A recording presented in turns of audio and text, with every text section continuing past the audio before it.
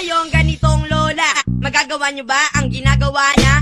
Tatagal ka ba sa loob ng freezer? At kaya mo bang tumunggan ng thinner? Ang aking lola may pagkaloko-loko, trip ng kainin, pritong oregano. Sumali rin siya kasi doon sa